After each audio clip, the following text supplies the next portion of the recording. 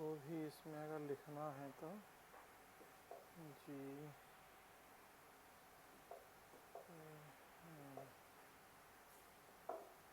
ग्राम panchayat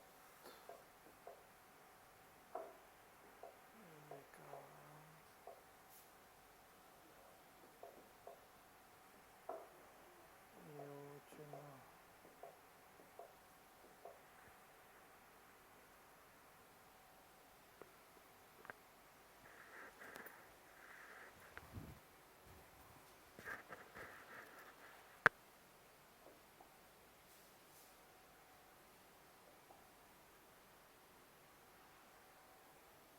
bag जाने के लिए क्या करना है?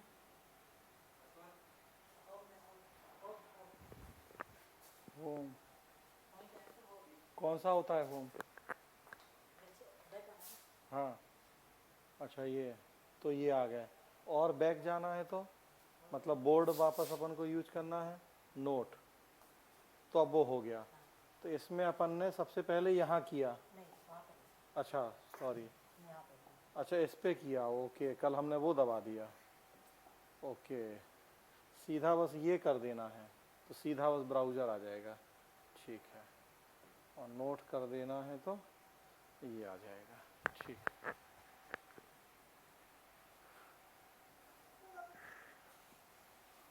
क्या करें शुरू हो गए लोग?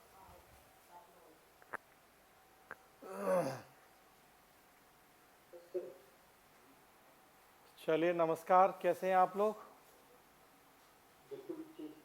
बिल्कुल ठीक है। Good evening. जो पढ़ रहे हैं हम लोग समझ में आ रहा है? कोई दिक्कत?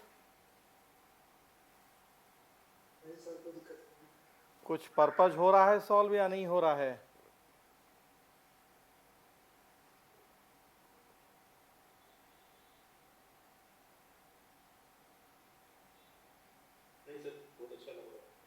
चलिए ठीक है।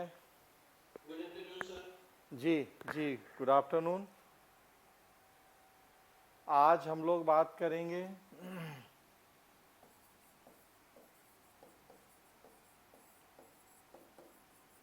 पंचायती राज व्यवस्था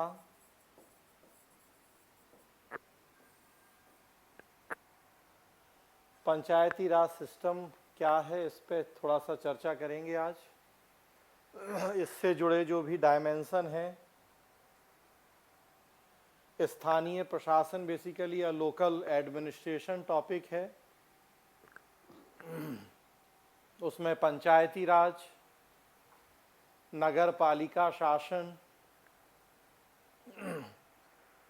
म्यूनिसिपल एडमिनिस्ट्रेशन और पंचायती राज सिस्टम, इन सबसे जुड़े जो भी इशू हैं, डायमेंशन हैं, उनकी बात करेंगे। महत्वपूर्ण टॉपिक है।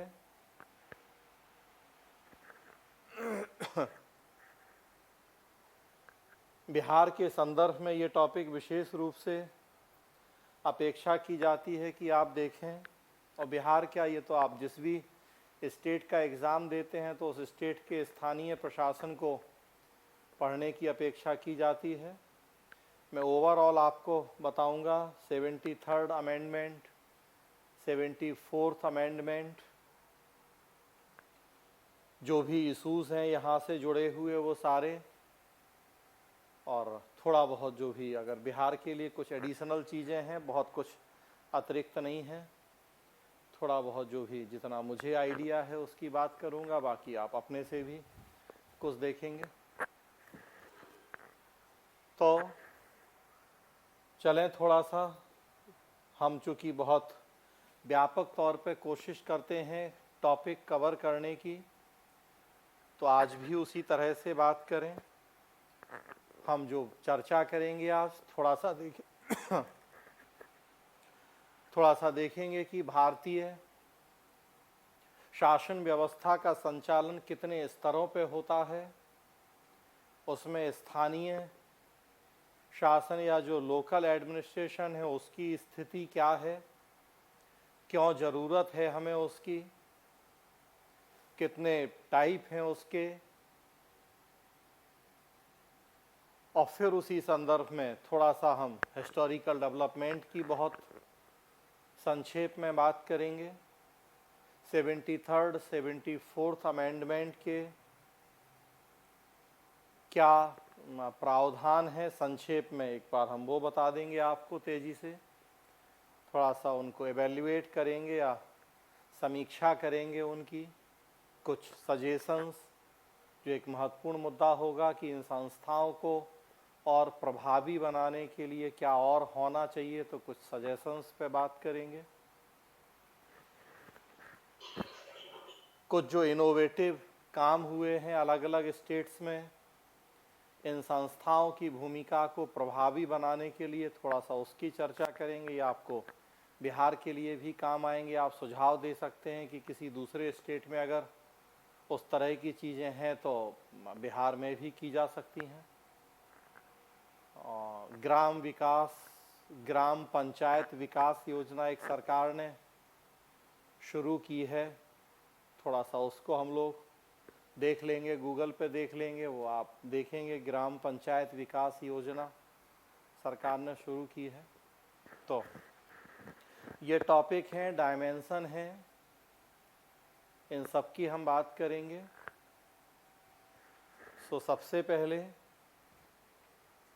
भारतीय शासन व्यवस्था कितने स्तरों पर संचालित हो रही है, स्थानीय शासन, लोकल एडमिनिस्ट्रेशन की क्या स्थिति है, उसमें थोड़ा सा इसको देखें।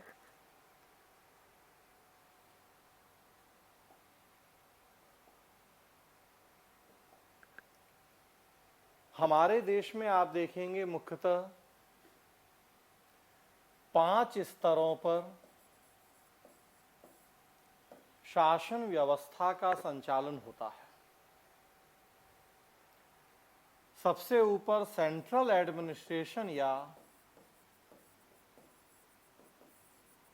केंद्रीय प्रशासन की व्यवस्था है। उसके नीचे स्टेट एडमिनिस्ट्रेशन या राज्य प्रशासन की व्यवस्था की गई है।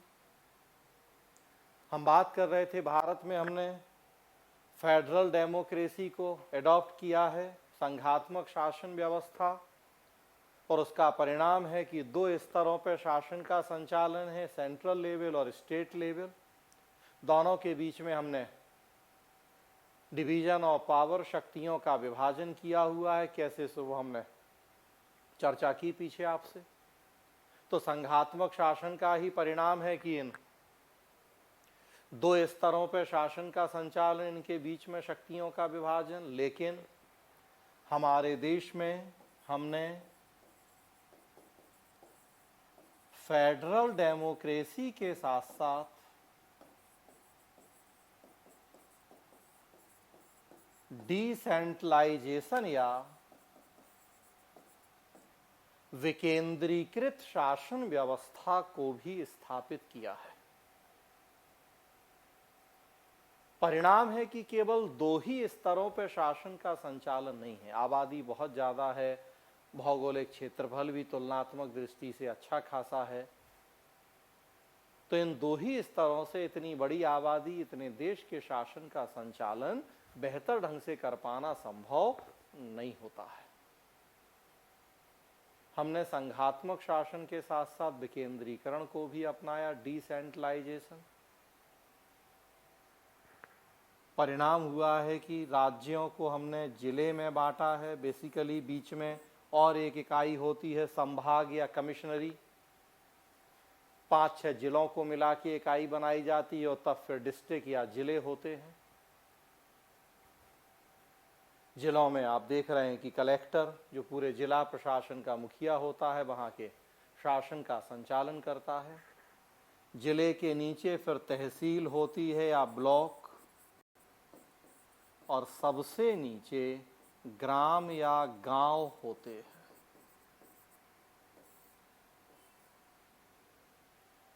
तो इन 5 स्तरों पर हमारे देश में शासन व्यवस्था का संचालन किया गया है।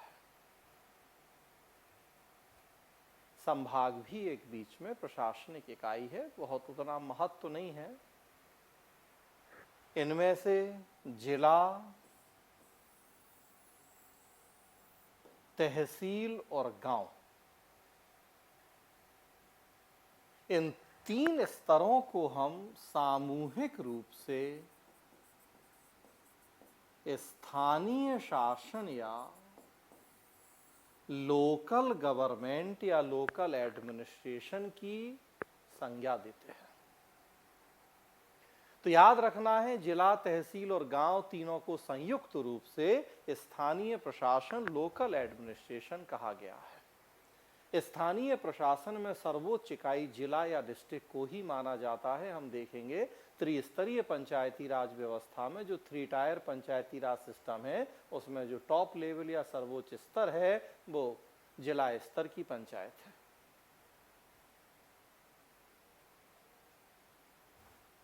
और इसीलिए आप पढ़ते हैं भारतीय संविधान की एक महत्वपूर्ण विशेषता कि हमारा संविधान हमारे देश में त्रिस्तरीय शासन व्यवस्था, 3 टायर गवर्नेंस सिस्टम को स्थापित करता है। त्रिस्तरीय शासन व्यवस्था की स्थापना की है हमारे संविधान ने। वैसे 5 स्तर हैं, लेकिन जिला, तहसील, गांव को हम सामूहिक रूप से स्थानीय प्रशासन कहते हैं।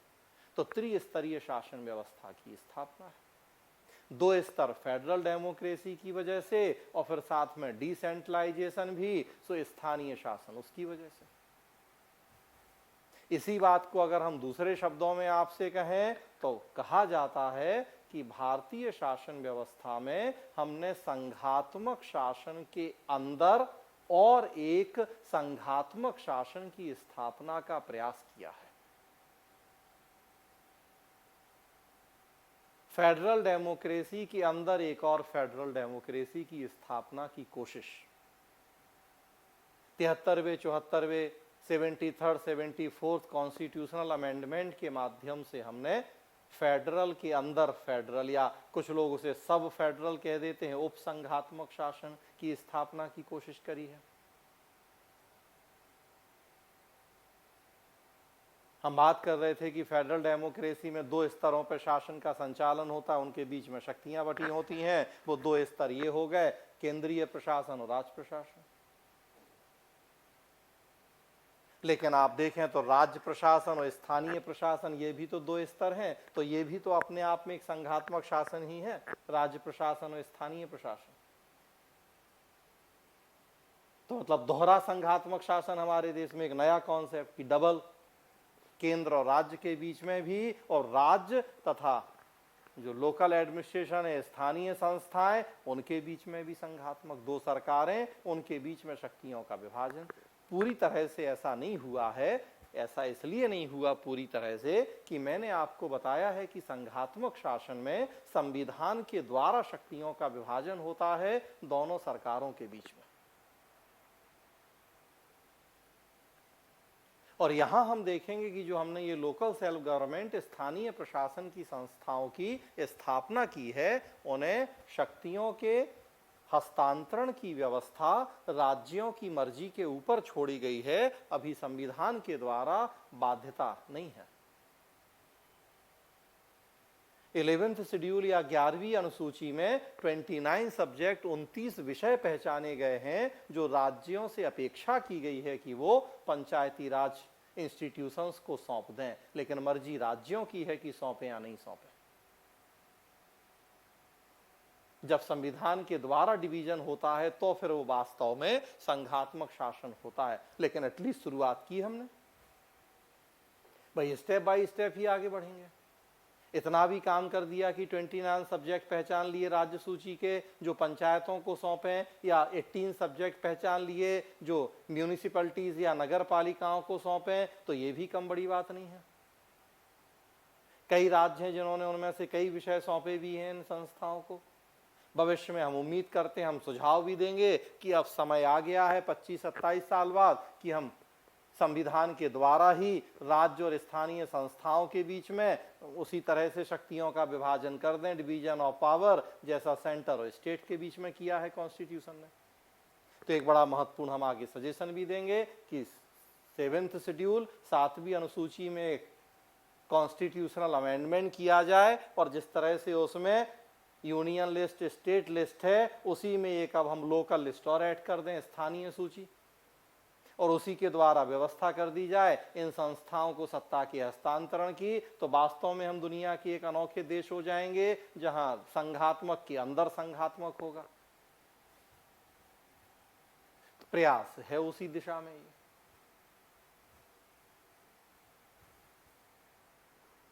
ये स्थानीय शासन के दो रूप होते हैं। सबसे पहले थोड़ा सा 2 लाइन में स्थानीय शासन का अर्थ जानिए आप। मीनिंग क्या है इसका?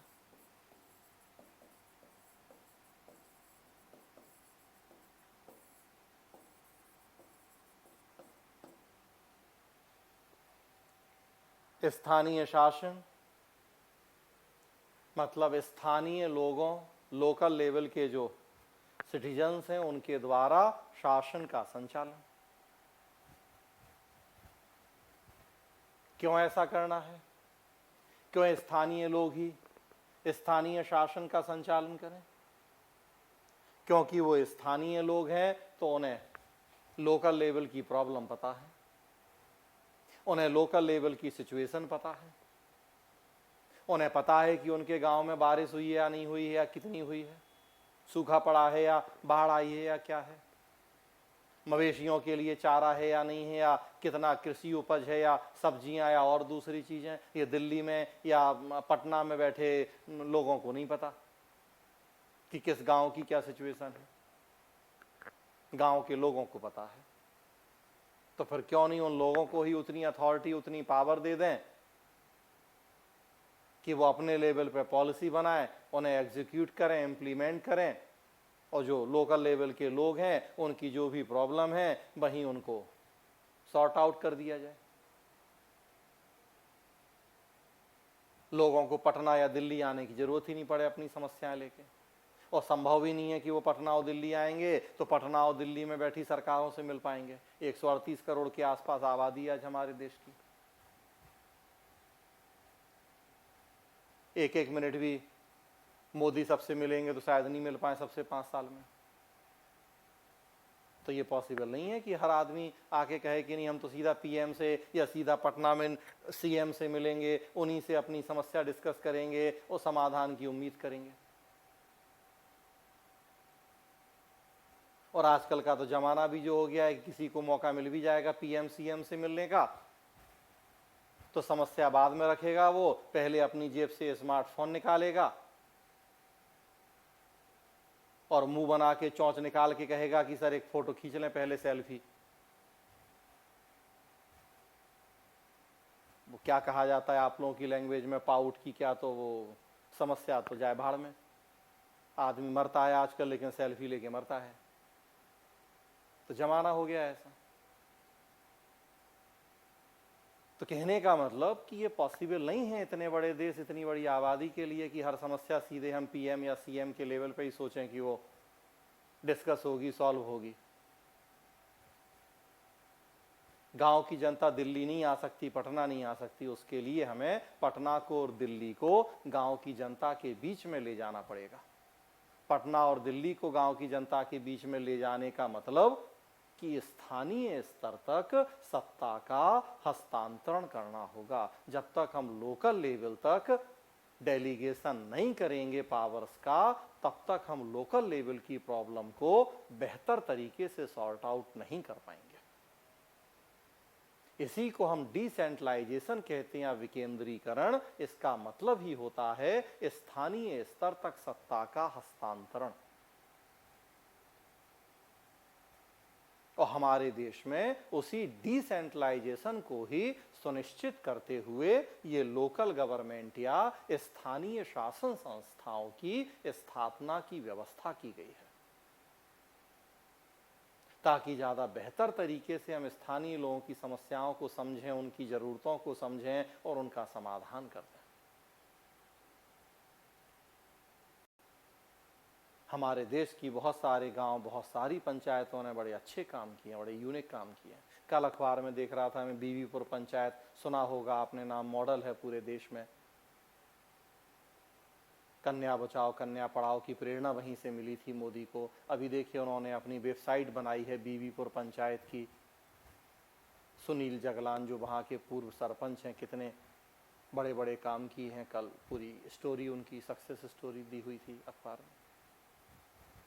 वेबसाइट है, देखिए आप बीबीपुर पंचायत की वेबसाइट आप सर्च करेंगे तो मिल जाएगी। और पूरा ई गवर्नेंस से लेके कितना डेवलपमेंट के प्रोग्राम चल रहे हैं। तो बहुत बेहतरीन काम किए हमारे देश में बहुत सारी पंचायतों में। सबसे बड़ी बात है सबको अपनी जरूरत के अकॉर्डिंग काम करने का मौका मिल जाता है। One size fit for all हमारे देश की एक बहुत बड़ी समस्या रही है, स्पेशली योजना आयोग में उस तरह की समस्याओं को दूर कर पाते हैं। हमें एक ही साइज सबके लिए फिट कैसे हो जाएगी। केंद्र की योजनाएं जितने राज्य हैं उनमें सफल नहीं हो पाती, सबकी परिस्थितियां अलग हैं। और एक एक छोटी छोटी ग्राम पंचायत में हम सोचें कि केंद्र की योजना सफल हो जाए, कैसे पॉसिबल है।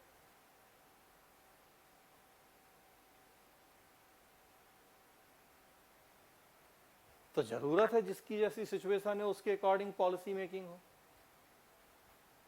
और उसके लिए हमें उतना डेलीगेशन करना पड़ेगा पावर का, स्थानीय स्तर तक सत्ता का हस्तांतरण करना पड़ेगा। और उसी के लिए ये एफर्ट हम करते हैं स्थानीय प्रशासन का। दो रूप हैं स्थानीय प्रशासन के हमारे देश में।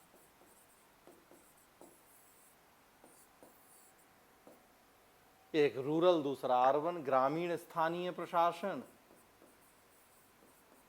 और नगरीय स्थानीय प्रशासन। ग्रामीण स्थानीय प्रशासन, रूरल एडमिनिस्ट्रेशन जिसे हम पंचायती राज कहते हैं,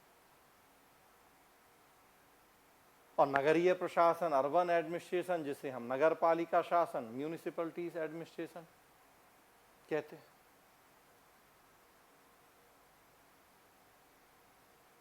पंचायती राज के लिए 73वां संविधान संशोधन हुआ है और नगर पालिका शासन के 74वां संविधान संशोधन हुआ है। इनके द्वारा जो ये स्थानीय शासन की संस्थाएं हैं इन्हें कॉन्स्टिट्यूशनल स्टेटस या संवैधानिक दर्जा प्रदान किया गया है। विभिन्न राज्य सरकारें इन संस्थाओं की स्थापना के लिए बाध्य हो गई। हम देखते हैं कि हमारे देश में जो ये स्थानीय शासन का सब्जेक्ट है ये बेसिकली स्टेट लिस्ट में, राज्य सूची में शामिल किया गया है। और इसलिए हम जानते हैं कि निर्माण भी राज्यों को करना है और क्रियान्वयन भी राज्यों को करना है। परिणाम हुआ है कि राज्यों ने खूब मन की मर्जी चलाई है और जितना काम होना चाहिए था लोकल गवर्नमेंट के फील्ड में उतना नहीं हो पाया। और उसी की वजह से फिर 92-93 में ये हमें कॉन्स्टिट्यूशनल अमेंडमेंट करने पड़े। राज्यों को हमने अब बाध्य कर दिया इन संस्थाओं की स्थापना और रेगुलर बेस पे इलेक्शन के लिए। तो कहा जाता है कि एक बहुत बड़ी सोशल रिवॉल्यूशन या सामाजिक क्रांति हुई इन संविधान संशोधनों के बाद से हमारे देश में। स्पेशली महिलाओं, SC ST के लोगों को जो हमने आरक्षण की व्यवस्था कर दी, उससे उन्हें समाज की मुख्य धारा में, मेन स्ट्रीम में जोड़ने का मौका मिला सोसाइटी।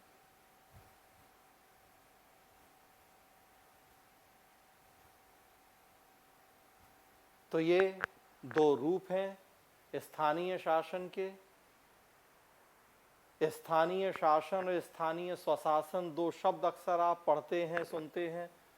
कई बार आपको लगता भी होगा क्या डिफरेंस है इनमें। स्थानीय शासन लोकल गवर्नमेंट और स्थानीय स्वशासन लोकल सेल्फ गवर्नमेंट। आम बोलचाल में कुछ भी हम यूज कर लेते हैं पर्यायवाची के रूप में, हालांकि टेक्निकली थोड़ा सा डिफरेंस होता है। और अक्सर इंटरव्यू में इस तरह के प्रश्न पूछे जाते हैं आपसे। बताइए स्थानीय शासन और स्थानीय स्वशासन में क्या अंतर है। 2 लाइन में जवाब देना है आपको।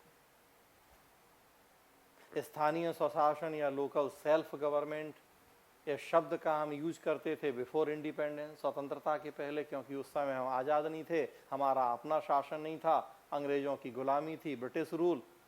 तो चूंकि हम होम रूल की डिमांड करते थे, स्वशासन हर जगह, तो यहाँ भी वही था, स्थानीय स्वशासन या लोकल सेल्फ गवर्नमेंट। लेकिन आफ्टर इंडिपेंडेंस जब अब हमारा अपना शासन हो गया, हम आज़ाद हो गए, अंग्रेज चले गए, तो वो अब सेल्फ रूल वाला कॉन्सेप्ट नहीं बचा, क्योंकि अब तो है ही अपना। तो आफ्टर इंडिपेंडेंस अब हम लोकल एडमिनिस्ट्रेशन या लोकल गवर्नेंस यूज करने लगे। वो सेल्फ वाले शब्द का अब कोई औचित्य नहीं रह गया। करने को करते हैं लोग अभी भी यूज, हाँ, लेकिन टेक्निकली अब उसका औचित्य नहीं है। वो ब्रिटिश पीरियड में था उसका मतलब कि लोकल सेल्फ गवर्नमेंट की, हमें अपना शासन चाहिए, स्थानीय स्तर पे अपना चाहिए। पूरे देश में अपना हो अच्छी बात है, स्थानीय स्तर पे अपना चाहिए। तो वो सेल्फ वर्ड का तब औचित्य था।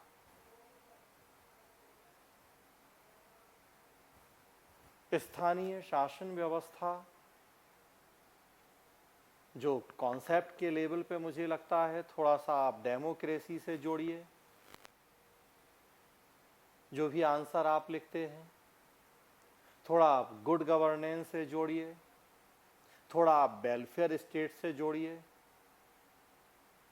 थोड़ा आप सिटीजन्स पार्टिसिपेशन से जोड़िए, और तब ऐसी स्थिति में आपका जो आंसर होगा वो दूसरे की तुलना में ज़्यादा बेटर होगा, आपको नंबर ज़्यादा मिलेंगे। कहने का मतलब, मैं बार बार फर्स्ट डे से कह रहा हूं कि किसी टॉपिक के कितने डायमेंशन हो सकते हैं, कितनी एनालिसिस आप कर सकते हैं अलग अलग एंगल से, मेंस में सबसे महत्वपूर्ण बात यही होती है। वास्तव में मुख्य परीक्षा है ही इस बात की परीक्षा कि आपकी एनालिटिकल पावर या विश्लेषणात्मक क्षमता को जांचा जा सके। तो हम किसी क्वेश्चन के, किसी टॉपिक के जितने अलग अलग डायमेंशन दिखा पाते हैं उतना अच्छा होता है। यहाँ डिसेंट्रलाइजेशन या विकेंद्रीकरण से जोड़ के मैंने बताया कि डिसेंट्रलाइजेशन का मतलब होता है स्थानीय स्तर पर सत्ता का हस्तांतरण। उसी के लिए हमने अपने देश में ये स्थानीय शासन, लोकल सेल्फ गवर्नमेंट की स्थापना की है। कुछ जो टर्म हम यूज कर रहे हैं, डेमोक्रेसी, इससे थोड़ा सा आप जोड़ दें इसे। गुड गवर्नेंस, थोड़ा सा इससे जोड़ दें आप इसे। वेलफेयर स्टेट, थोड़ा सा उससे जोड़ दें आप उसे। लोक कल्याणकारी राज्य, पीपुल्स पार्टिसिपेशन या प्रशासन में जन भागीदारी, इससे जोड़ दें थोड़ा सा आप उसे। क्यों जरूरत है हमें अब हमारे देश में स्थानीय शासन की? तो डेमोक्रेसी है हमारे देश में, आप जानते हैं। डेमोक्रेसी का अर्थ हमने बताया, लोगों का शासन। ऐसी शासन व्यवस्था जिसमें ज़्यादा से ज़्यादा जनता की भागीदारी हो। और स्वाभाविक सी बात है कि फिर मैं आपसे कह रहा हूँ कि ज़्यादा से ज़्यादा जनता की भागीदारी दिल्ली या पटना में संभव नहीं है। अगर ज़्यादा से ज़्यादा जनता की भागीदारी करनी है तो हमें गांव तक जाना पड़ेगा, वहां तक पहुंचना होगा। वैसे भी कहा जाता है कि भारत गांव का देश है।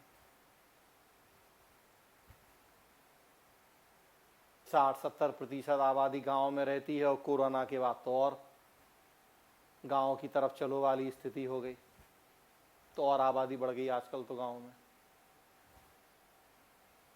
नेचुरल सी बात है कि जितने गए हैं सब लौट के नहीं आए, को अब कुछ अब वहीं रुक जाएंगे। तो वैसी स्थिति में कितना महत्व है स्थानीय शासन का। डेमोक्रेसी वास्तव में तब तक सफल हो ही नहीं सकती जब तक कि भारत जैसे देश में हम गांव का ख्याल नहीं करें। तो गांव का ख्याल मतलब लोकल एडमिनिस्ट्रेशन, स्थानीय शासन को महत्व नहीं दें, उसे मजबूत ना बनाएं। तो डेमोक्रेसी और प्लस डिसेंट्रलाइजेशन मिल जाते हैं तो हम एक नया टर्म यूज करते हैं, डेमोक्रेटिक डिसेंट्रलाइजेशन या लोकतांत्रिक विकेंद्रीकरण। वास्तव में ये लोकतंत्र है वो तभी सफल है और मजबूत है, स्पेशली हम लोगों के देश में, जब हम गांव तक पहुंचे, स्थानीय जनता तक पहुंचे, उनको भागीदार बनाए शासन में। तो उससे हम लिंक करें इसे। आफ्टर एलपीजी 1992 वर्ल्ड बैंक ने कॉन्सेप्ट दिया था गुड गवर्नेंस का, सुशासन का। दुनिया के लगभग देशों ने उस कॉन्सेप्ट को अपने यहाँ लागू करने की कोशिश करी, हमने भी। 1992 में गुड गवर्नेंस का कॉन्सेप्ट आया था और उसी साल हुए थे हमारे देश में ये 73rd 74th कॉन्स्टिट्यूशनल अमेंडमेंट। चीजें कहीं ना कहीं जुड़ी हैं। एफर्ट हालांकि हम पहले से कर रहे थे, लेकिन 1992-93 में जब ये संशोधन हुए तो उस समय की घटनाओं को जानना जरूरी है कि वहां का भी डायरेक्टली और इनडायरेक्टली प्रभाव था। गुड गवर्नेंस या सुशासन का मतलब है जनता की अपेक्षाओं के अनुसार शासन का संचालन। क्या एक्सपेक्टेशंस हैं लोगों की अपनी सरकार से, जब उन पे खरी उतरे सरकार तो उसे हम सुशासन या गुड गवर्नेंस की संज्ञा देते हैं। और अगेन आप देखिए, सरकार लोगों की अपेक्षाओं पे तब तक खरी नहीं उतर सकती जब तक कि हम उन लोगों को शासन में भागीदार ना बनाएं। जब तक कि हमें लोगों की अपेक्षाओं समस्याओं की जानकारी ही नहीं होगी, कैसे हम उन्हें पूरा करेंगे और उन पर खरे उतरेंगे। वर्ल्ड बैंक ने गुड गवर्नेंस के कुछ 7-8 मानक मापदंड, कुछ स्टैंडर्ड तय किए थे कि अगर किसी देश के शासन में ये चीजें होंगी तो उसे हम गुड गवर्नेंस वाली कंट्री कहेंगे। उसमें एक था डिसेंट्रलाइजेशन।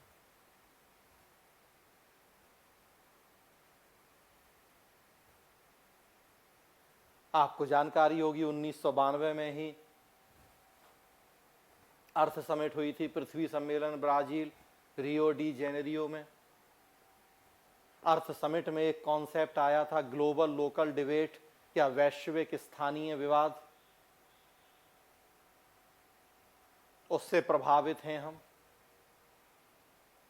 1992 में ही हुआ था। 1992 में ही गुड गवर्नेंस का कॉन्सेप्ट आया था और बड़ा चांस की बात है, कोइंसिडेंस और या केवल कोइंसिडेंस नहीं कि 1992 में ही पीवी नरसिम्हा राव सरकार 73rd और 74th कॉन्स्टिट्यूशनल अमेंडमेंट लेके आई थी। हालांकि एफर्ट पहले से कर रहे थे हम अपने देश में। राजीव गांधी के शासनकाल से ही 64th और 65 कॉन्स्टिट्यूशनल अमेंडमेंट हमने कोशिश करी थी लाने की। हाँ, लेकिन ये 1992 में 91 में जो ग्लोबल लेवल पे कुछ घटनाएं हो रही थी, उन सबसे भी हम बड़े प्रभावित थे। तो एलपीजी आया 91 में हमारे देश में, 92 में गुड गवर्नेंस का कॉन्सेप्ट आया, अर्थ समिट हुआ, उसमें ग्लोबल लोकल डिबेट का कॉन्सेप्ट आया। इन सारी चीजों ने हमें मोटिवेट किया कि हम जो ये 73वें 74वें संशोधन कर पाए और इन संस्थाओं को कॉन्स्टिट्यूशनल स्टेटस दिला पाए। अर्थ समिट में बड़ा एक चर्चित मुद्दा हुआ था कि लोगों के कल्याण और विकास में ग्लोबल या नेशनल लेवल की जो संस्थाएं हैं उनकी क्या भूमिका, क्या रोल होना चाहिए, और जो लोकल लेवल की एजेंसीज हैं उनका क्या रोल, उनकी क्या भूमिका होनी चाहिए। तो ग्लोबल लोकल डिबेट यही डिबेट था कि ग्लोबल एजेंसीज, चूंकि एलपीजी है तो अब उनकी भूमिका बढ़ रही थी, तो ग्लोबल या नेशनल एजेंसीज का रोल क्या हो और लोकल एजेंसीज का रोल क्या हो लोगों के कल्याण विकास में। तो उन दोनों के भूमिका निर्धारण से जुड़ा हुआ विवाद था वैश्विक स्थानीय विवाद या global local debate.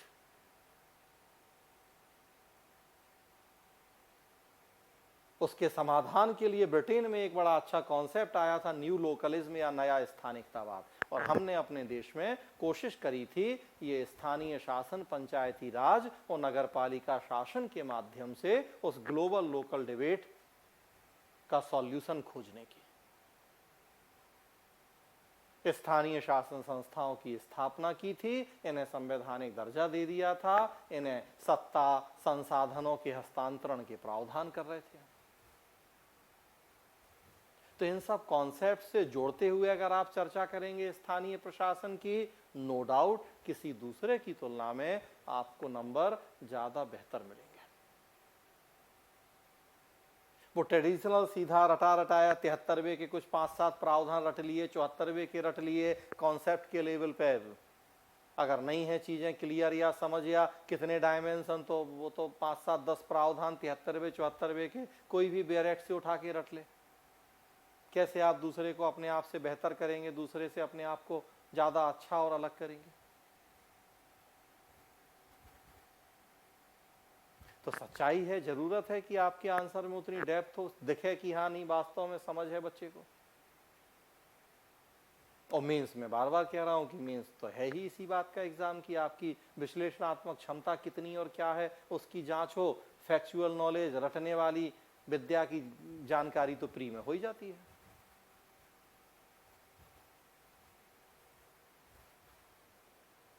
After independence welfare state का कॉन्सेप्ट अडॉप्ट किया है हमने अपने देश में, लोक कल्याणकारी राज्य, जिसमें हम जनता के समावेशी विकास, whole development for whole peoples की बात करते हैं, जो मोदी कहते हैं सबका साथ सबका विकास। उसके लिए जरूरी है हमें डिसेंट्रलाइजेशन और लोकल एडमिनिस्ट्रेशन। अगेन वही बात है कि सबका विकास करना है तो सबका विकास दिल्ली में बैठ के तो नहीं होगा, one size fit for all से तो नहीं होगा सबका विकास। इतना बड़ा देश है, इतने अलग अलग राज्य हैं, इतनी अलग अलग परिस्थितियां हैं, कैसे एक योजना पूरे देश के लिए बना देंगे और चल जाएगी वो। जरूरत है इन सारी चीजों के लिए हमें कि हम शासन व्यवस्था में लोगों को भागीदार बनाएं। आप देखेंगे आफ्टर एलपीजी सिटीजन्स एम्पावरमेंट या जन सशक्तिकरण की संकल्पना पे बहुत ज्यादा बल दिया गया। जन सशक्तिकरण, सिटीजन्स एम्पावरमेंट, लोगों को मजबूत बनाइए, लोगों को ताकतवर बनाइए, उनके हाथ में इतनी पावर, इतनी सत्ता दे दीजिए कि वास्तव में जो लोकतंत्र का आदर्श था वो पूरा हो। उसके लिए डिफरेंट अलग अलग तरीके के प्रयास किए गए दुनिया के विभिन्न देशों में। पढ़ते हैं RTI, citizen charter, social audit, e governance, बहुत सारे तरीके अपनाए गए दुनिया के अलग अलग देशों में लोगों को ज्यादा से ज्यादा सशक्त करने के लिए। उसी का एक अच्छा तरीका ये भी था डिसेंट्रलाइजेशन, स्थानीय स्तर तक सत्ता का हस्तांतरण। गांव में बैठे लोगों को आप सत्ता दे दीजिए, अपने गांव का विकास खुद करें, समस्याओं का समाधान करें। 5-7-10 हजार आबादी है, छोटा सा इलाका है, सबको पता है, पर्सनली एक दूसरे को जानते हैं लोग, ज्यादा बेहतर ढंग से वहां काम कर सकते हैं। नो डाउट प्रॉब्लम है, चैलेंज है हमारे देश में कई सारे, लेकिन बहुत सारे फायदे भी हैं। तो इन सारे कॉन्सेप्ट से जोड़ते हुए आप अपने आंसर लिखें। ऐसे टॉपिक हैं जो आपसे जीएस में भी पूछे जाते हैं, और बिहार में निबंध तो खैर मेरे ख्याल से होता नहीं है, अदरवाइज ये निबंध के भी टॉपिक हैं अगर आप बिहार के अलावा भी एग्जाम देते हैं तो। निबंध तो शायद नहीं होता है ना बीपीएससी में, या होता है? निबंध नहीं होता शायद। हाँ हाँ, निबंध तो होता नहीं है, लेकिन अगर आप बीपीएससी के अलावा देते हैं यूपी वगैरह, यूपीएससी तो सभी है, एसए के टॉपिक।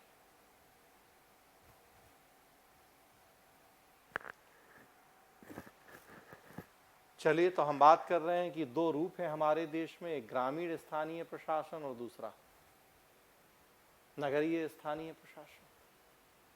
पंचायती राज ग्रामीण स्थानीय प्रशासन का नाम है, और नगर पालिका शासन म्यूनिसिपैलिटीज नगरीय प्रशासन का नाम है। 73rd 74th अमेंडमेंट हुए हैं। थोड़ा सा उनके क्या प्रावधान है उनकी चर्चा करें। थोड़ा सा आप चाहें तो इनका हिस्टोरिकल डेवलपमेंट, प्राचीन काल से ही पढ़ते हैं, बहुत संक्षेप में 2-4 लाइन में बता दूं आपको। मेनली थोड़ा सा मैं 73rd 74th की बस चर्चा करूंगा आपसे। एंशियंट पीरियड से ही आप देखेंगे वैदिक काल से सभा समिति जैसी संस्थाओं के अस्तित्व का उल्लेख मिलता है, और वो सब संस्थाएं स्थानीय शासन से जुड़ी हुई संस्थाएं रही हैं। तभी से हम मानते हैं कि हमारे देश में जो ये लोकल एडमिनिस्ट्रेशन की हम बात कर रहे हैं ये अस्तित्व में रहा है। मौर्य काल में आप पढ़ते हैं 5 स्तरों पर, सेम जो 5 स्तर हमने बताया ये कौटिल्य के अर्थशास्त्र में हमें इनका जिक्र मिलता है। मतलब मौर्य काल से हमारे देश में शासन के ये 5 स्तर चल रहे हैं। मैगस्थनीज अपने इंडिका में नगरीय प्रशासन की भी बात करते हैं। मुगल काल में भी देखें आप ये सारे स्तर रहे हैं, नाम बदलते रहे स्तरों के, इन पे काम करने वाले अधिकारियों के, लेकिन प्राचीन काल से हमारे देश में इन संस्थाओं का बहुत महत्व रहा है। जब ब्रिटिशर्स आए थे